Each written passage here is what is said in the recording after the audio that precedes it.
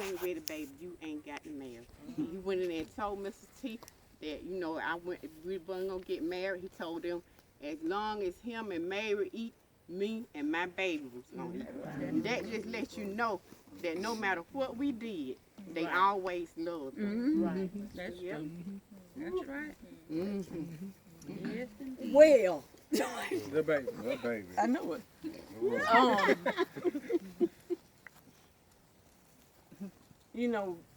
Being the youngest out of 11, I got 10 siblings. And to me, I feel responsible for every last one of y'all. That's a lot of pressure. That's some pressure. But I take being the youngest with a lot of respect for y'all and a lot of love for y'all and responsibility. Because I feel like being the youngest, if anything happened to one, even though y'all got children, I know that. But I feel like I'm responsible. And y'all in good hands. I just y'all in real good hands. Appreciate that too, But yeah, y'all in real good hands. That's right. But now I really do want to talk to you. I know everybody talks to the young ones, but everything everybody said about mom and daddy, we could go on and on talking about how good they were to us and what providers they both were for us. Mama worked all those jobs, and to make ends meet for all of us.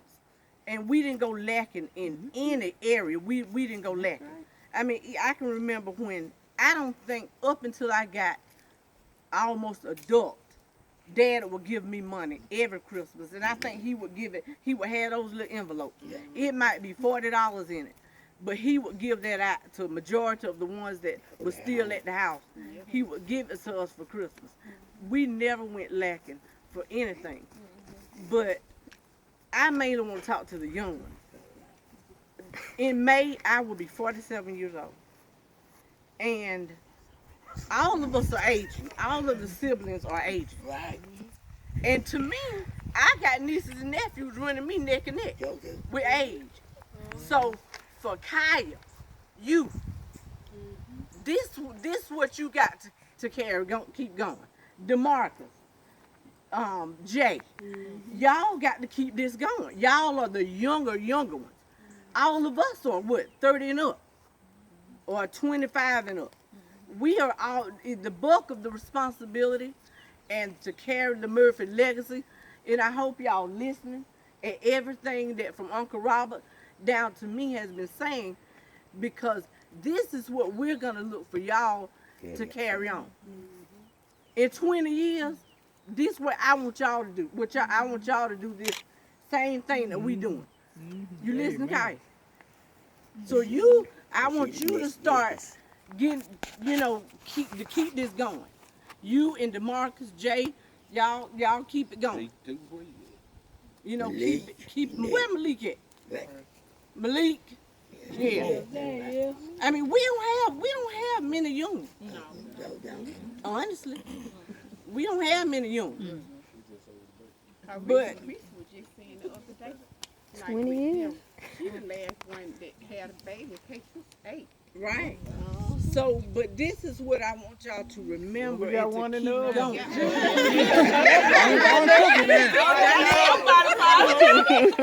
It's about time. Yeah, we got one. We got one coming. Yeah, Murphy. In the Murphy name. Right. Got one coming. Christian said he want to be a Murphy. He They go. Change his name. That's so sweet. Hey, that dope. Right. We'll talk about it this year. But that's the main thing for me. The main thing for me is keeping this going. When I'm 80 plus, God bless me to live that long.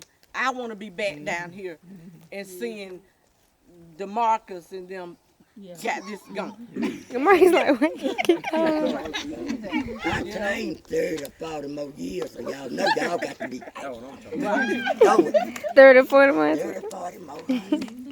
64. So years anybody else, old. any of the Dad was grandkids want to 92. say I this? was I'm 94. finna be 60, so I got 32 more years if I can make Dad age. That's right. Yeah, we too hot 30. Right. I claim Paul. Never gonna do it. Not a boy. That's why I said I got 37 more years. Okay, I want to say something. Michelle, Michelle, y'all want to say something? I just want to say, Yeah, Oh, yeah, that's what they said. What time is it now? About 5. Oh, we got to go. well, let me see. Y'all, you All right, go Michelle, go Michelle. it's Go a, ahead. what I have to say is, I really believe, I should know win an grandma AIDS and order. granddad loved their children, but I really believe a little tink more they love the grandchildren just a little bit.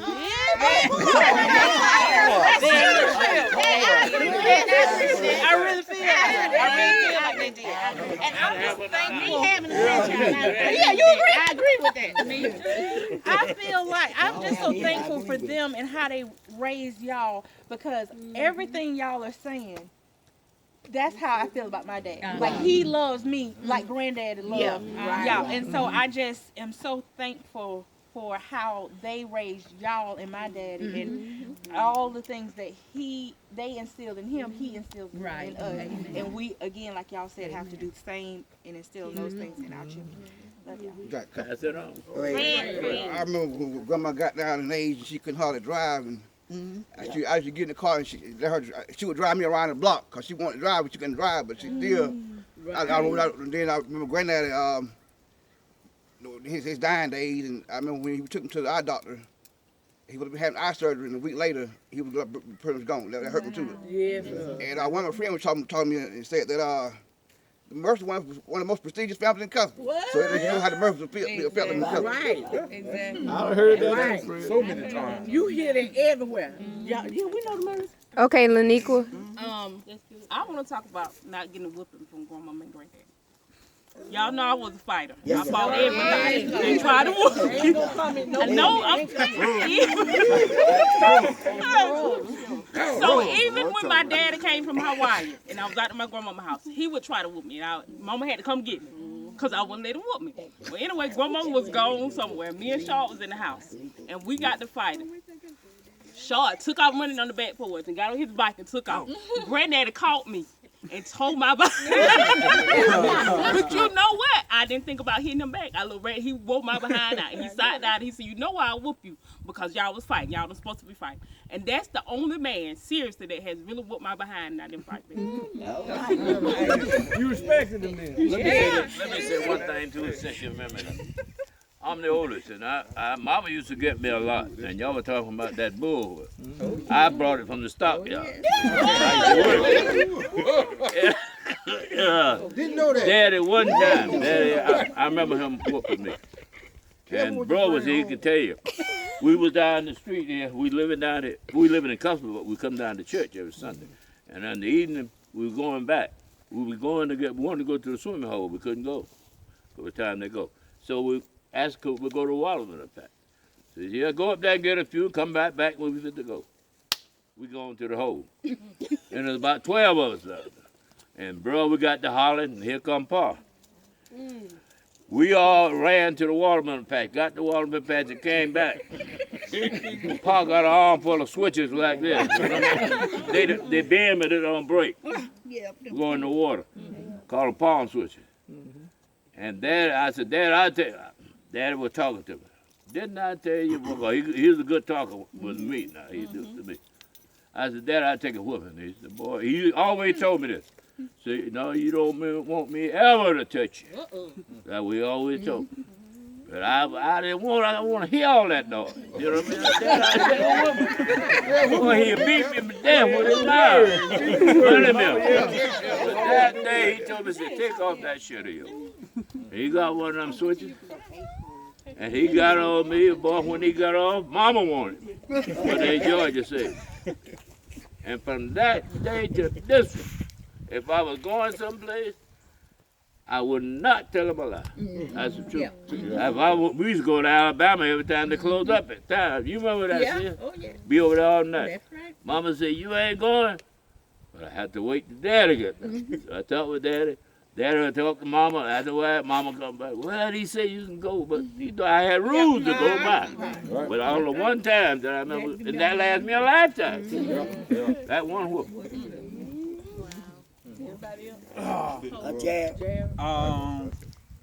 Like with grandma, I mean, mostly like the memories I got of her, like, just really like the type of wife she was. You know what I mean? Like, just always watching her. You know what I mean? Like how she treated granddaddy.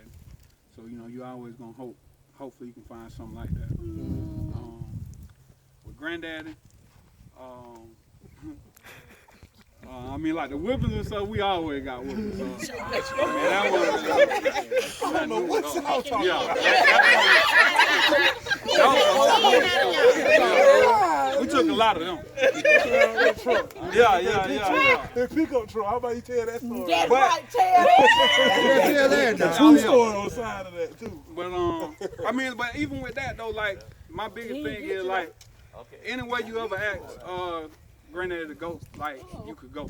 You know what I'm saying? It wasn't never like, oh, I'm too busy or this, that, and the third. Like, I mean, he just always had time. So,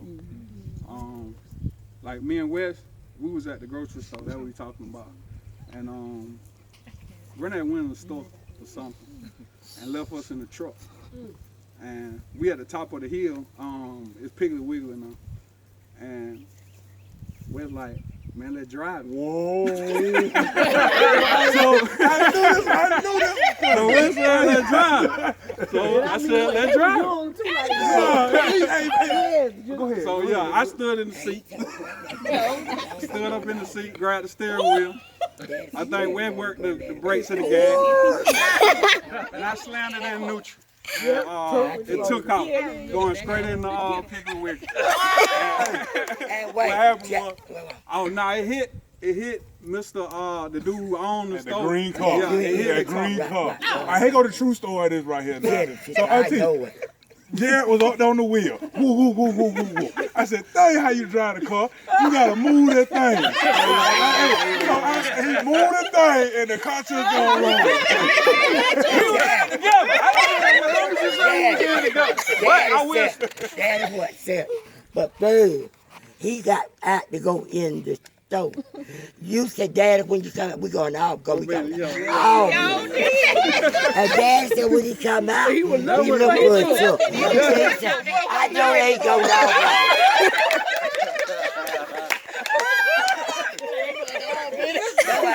But the dude that we hit a car. I don't know his name, but he owned the store. You know what I mean? That was like, the daddy, wasn't it? Mr. B. I think that's his name. Mr. Bill. Yeah. That was another thing. And I mean, like we were thinking like, oh, well, it did in the third, but like that just show you how much respect granddad had. Right. You know what I'm saying? Like, I don't even think it was nothing to it. You know what I mean? Right. Mr. Charlie and Granddad was like, I'm sorry. Oh, yeah. They all right. Don't worry about it. As long as the boys all right. They wiped it off. My Granddad is about to say, he said this the whole way home.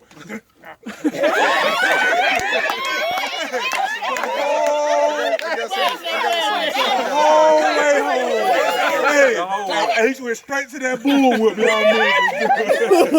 I got a story to tell. My story is about the love grandmama and granddad had for each other. Hitting on Wesley, when granddaddy, that come from when we were little, granddaddy used to curse at us. We just remember how granddaddy was like, sit down. And grandma got tired of it one day. Grandma said, don't you ever cuss at them children no more while I'm around or when I'm gone. And granddaddy, the love he had for grandmama, when he get mad with her, he'll bite his teeth and talk, and mama do it. Mama do it. The love that he had, like he want to cuss us out. I guess he'll be cussing on that breath with his mouth closed. Yeah. I know where that comes from. Grandmama told granddaddy that he better not ever cuss at us again. He never heard it. I got a question. Ron, you were too short, growing up the hard. Tell him that that was your Glad and you you told me the other week, about a month ago, Yeah. they were there laughing at you. Oh yeah, I tell you that story too. I used to go work with granddaddy every summer. We used to plow the yard, cut the, pull the weed out the field, cut grass and stuff. And granddaddy used to always tell me, when I was little boy, I had a way rough than you. When I was little man, I came up the hard way. I had a way rough than you. I'm outside sweating. I ain't really doing nothing, but I'm outside in the sun. As I always say, Granddaddy, I'm so glad I ain't grow up the hard way. Hey, Granddaddy tell that story. Every time tell that story all the time. I didn't come up the hard way. Oh yeah, I just had a question. Like Granddad used to always sit in their car, like in a truck, like always. I was wondering, like, was there something behind it? Yeah, You know what I'm saying? I Like, he always used to I do ain't it. got no kids yet. Hey, I'm about to say, hey, You would know after you hey, watch. look, it's the same reason. You always It's took it out my Go head. ahead, B. I was just finna say that. I was finna say, look, man. That's his down. I guess I got that from Granddad. Every time somebody make me mad, I go in the car and I sit in the car. I might put on the radio. I just chill like that by myself. And when I come in the house, I'm all right. Yeah, that's how it is. I guess I got that from Granddad. Granddaddy Always. had all these children. Daddy with mine. He had all Daddy's go fishing. Hey, but he said he had all these children to raise. So that was his moment to escape himself. Just like he used to sit over to his chair and sneak and eat them cookies that he used to have in his Hey, he got that because he knew he had to do that because all 12 of y'all We go eat them. So he knew he had to sneak them and eat. And he kept them cookies. And he would sit in that chair and he'll reach over there, sneak and eat them cookies.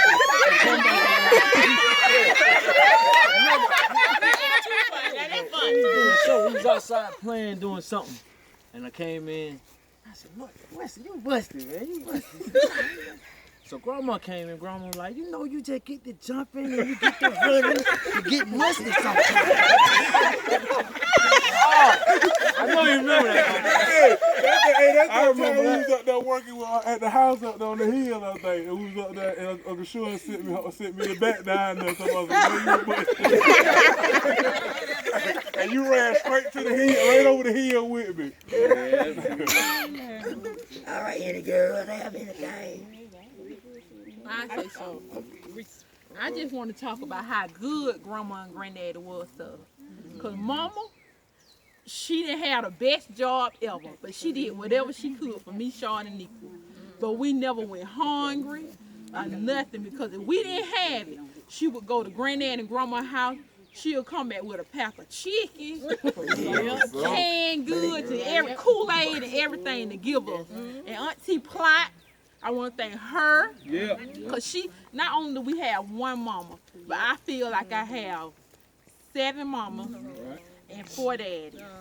Because the love that that all y'all show us is just like a mama and a daddy would show us. It really is. If we need anything, we can come to y'all and talk to. And see, Uncle Pete, like you say, you always pray that when you have kids, that you can see your kids get older. I pray that too all the time, but I know if something happened to me, that my kids gonna stay together. Because the family, our family is so close that somebody gonna take my kids and they gonna stay together. Amen. And I just want to say that thank y'all for being my mama and my daddy. When my mama couldn't be my mama, when she was off to work, I always could say, Auntie Ply, I want to go to the game. Can you give me $10 to go to the game? I always go down there and say, Uncle Pete, can you give me that? I don't miss the bus. Can you take me to Uncle Pete one at work? He always was there to take me to work. And I just want to say that I love all of my nieces and nephews like my own boys. Like my own boys. And if something happened to any of y'all, it would affect us the same way. It's like no love is greater than the other. You know, it's just like one love, and it's all the same. Let me say this, because me and Amber, we tease about this. Because Amber, I have to go back and I sit down and I tell Amber about stuff that she didn't know about. So Amber hate red Kool-Aid or fruit punch. She don't like nothing with red color fruit punch or Hawaiian punch or cherry soda, none of that. If it's red, she can't. She be like, I almost get sick when I see you drinking fruit punch. But I love fruit punch. So we kept talking, and so I was telling her one day about how when I was pregnant with Amber, between Pete or Chip, they used to always take me to Albany to my doctor's appointments, Chip or Pete. So when it was time for my ultrasound, I had to drink a whole 2 or 3 gallons of whatever I want to drink, to get my ultrasound. So I drank on the way to Albany, me and Pete. I had to drink all this big old gallon of red fruit punch. We got halfway to Albany, I was like, Pete, I'm getting sick. or I threw all up in Pete truck. There was nothing but red Kool-Aid. You remember nothing but red Kool-Aid. He didn't get mad. I was crying. He was like, you gonna be all right, sis. You gonna be all right. I'm just crying. So I think that's why I was like, Amber, well, maybe that's why you don't like it. I told her I punched her in the stomach. I said, like, I don't want it. Just fighting. Yeah, I forced her to throw it up. Even Chip, we can't leave him out either. Oh, no. Even Chip, but Peter, that's just show how close we are. They took me back and forth to my doctor's appointments. We just been like that, you know. First person I told I was pregnant with. Child. Chip was the first person I told. Well, I wouldn't have made it through elementary school or middle school if it weren't for her T-Plot. I'm telling you, I told her I dropped out in the middle, in third grade. The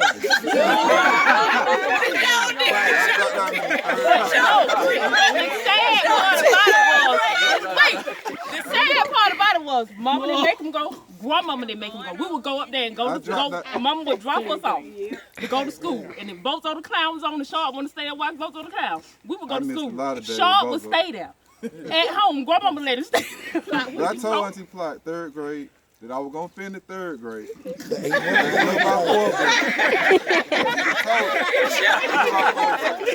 Auntie Plot gave me $10 a week to keep going to school. So I started liking school, and then she stopped paying me, and I went on to school. I would have seen middle school. God told me all about it. What year was this? And for the whole year? And so we need to count them because Auntie need that double bite. Yeah. Right. You gave her, she gave you 10. Y'all can tell me what for me. All right, I got one, y'all. I wasn't old enough to remember Grandma. So I don't have any memories of Grandma. But Granddaddy, I do. And when Jared said that Granddaddy would do anything for us, you know, there was no limit on what he would do. I remember one day, we were on the way to school. Me and Payette got up. So I was like, Jared, wake up. It's time to go to school. You know, it's like still asleep. Like, I'm going to get up. I'm like, okay. So I went, did whatever, came back and woke him up again. Jared, come on. It's time to go to school. All right, G, I'm about to get up now. I'm like, all right then. Like, I ain't trying to wake you up no more. You're not waking up now. So he missed the bus. I was in 6th grade. It was Jared's senior year. I was walking around. I saw Jared. How you got to school? He said, I called Granddad. He came. Granddad come on. Yeah, he went and took Jared to school. I was like, boy, you. I remember now, Miss Pep got her rest. Yes, sir. Pep could sleep from 5:30 in the evening. Get up time the next morning to go to school. Pep got her rest. Grandma and I took a trip to Boston to visit Auntie Linda. Grandma hooked us up, boy. We had fried chicken all on that bus. We got up there, and Auntie Linda had it laid for us, and we had an awesome time. First time I saw snow. It was really an awesome visit. So to have that visit with my grandma by myself, and to know that she knew my mom's dad, she was like, he was fine too.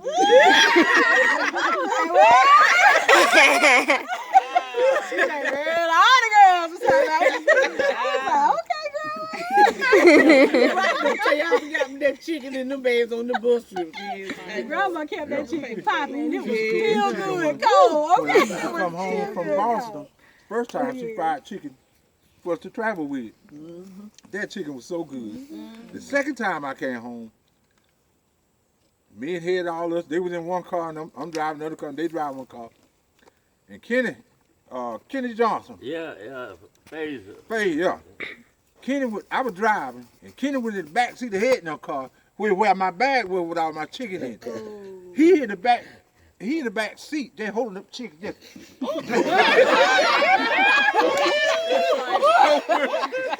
We ain't just gas up, so we gonna ride for a while, but we stopped. When we did stop, that joker had ate all my chicken. That's how good it was, boy. He holding up and I'm flashing my lights. And he holding my chicken. See, the reason they do that, see, is because back in the day, like I was born in, if you was traveling, you had to have your own food because you couldn't get in. You couldn't stop and get food. So you had to pack it. They could, I got one more thing I want to share before we leave, y'all. When me and Lou probably had most hospital stays than anybody in our family. Lou was in the hospital in Augusta. I, with my broke leg, was in the hospital in Atlanta. Audrey was in Mama's stomach like this. And Mama would walk out to the bus and get on the bus like, what, Sunday, Rob? Yeah. And come up to Atlanta to see me, stay there about 2 or 3 days, leave Atlanta and go to Augusta and spend 2 or 3 days with Lou and come back to Cuthbert to be with the rest of these on the weekend. All the while she's pregnant with Audrey. That's the truth. Y'all hear what I'm saying? That's the kind of mama we had. And that's how the I tell y'all, and when Audrey was born, Audrey was the baby. We had to go to see Seal or Gus and go to Atlanta to see you. That's right. And sometimes we had to go and pick them. We had to get to Hearst. That's right. Mama, Audrey was in Mama's arm. Me and Uncle Boot Grady used to go. Me and Daddy go to get Seal, but Audrey was the baby. She would go long, boy. I'm telling you the truth. She was a good baby. They also told me that when Mama had to come to Atlanta to see me and Lou, Audrey was still in her stomach, said Mama walked up on the bus and the bus driver told her she wasn't getting on her bus. Pregnant, she about to drop, had a baby. Said, you ain't getting on my bus like that. Mama said, I'm going to see my children. And she bogarted her way up on that bus. And then too, she went to see about her children. Mom and Daddy, I mean, they were just involved in stuff, and they was involved in an organization, like a socialite club. What's the name of that club? I forgot. But they were, but I'm talking about that club. Yeah, but I forgot the name of it. But they were involved. They had a socialite was the name of the organization, the club that they was a member of. Every summer, the club, the husbands and the wives, the spouses would go to Panama City. Every summer they would go, and they would stay a couple of days. And it was always like Plot was really supposed to look over. But you know, Plot had moved out down Dawson Road. So Plot was way over there. So when Plot moved, it was over there. Then it was just me, Nub, Trina, and Audrey at home. Us four was left there for 3 days. Now you can imagine. Right. But they would do it.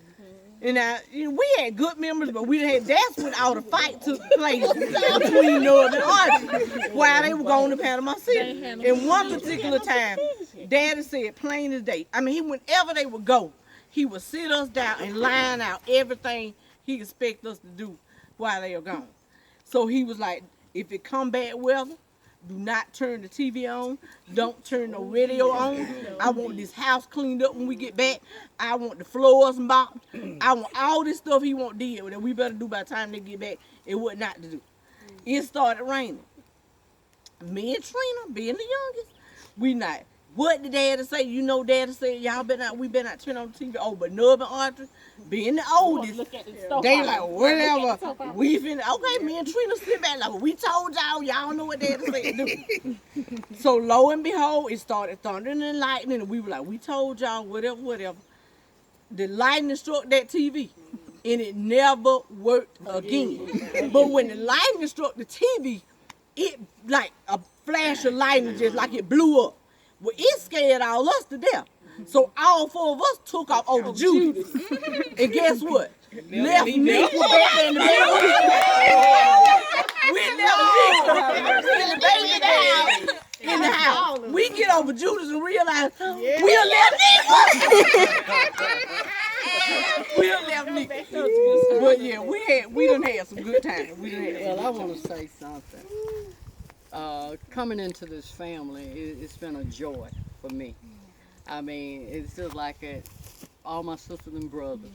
I mean, I was at the beauty salon not so long ago, and they were down there running down their in-laws and stuff. I said, well, I can't say anything like that. You know what I'm saying? I said, cause we just like, we family. You know, I love my family. And they always step in when they needed time, you know, and lend a helping hand. And one of the things I wanted to say, you know, Daddy, I believe Daddy was a little scared of bad weather. It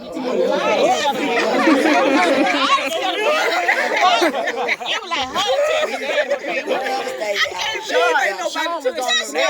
We never stayed out on bad weather.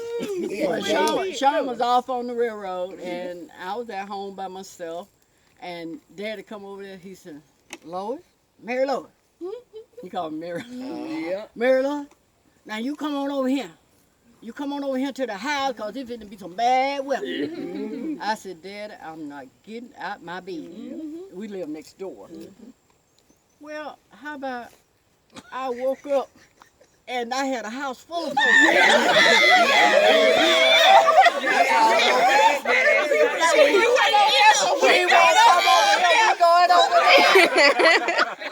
Everybody was over there. One thing I never understood. Dad always said, you know, we always knew he was scared of bad weather. But if we go over my house, how many times we should go down and amen in their house. But everywhere he goes, when it's bad weather, I don't care how much lightning is doing or how hard it's thundering, he's still outside.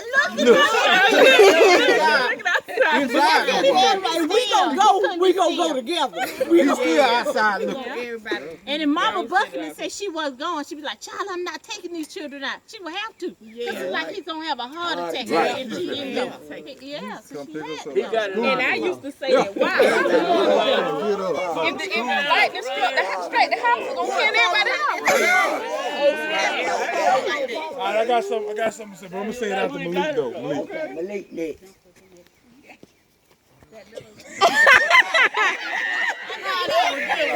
Real good.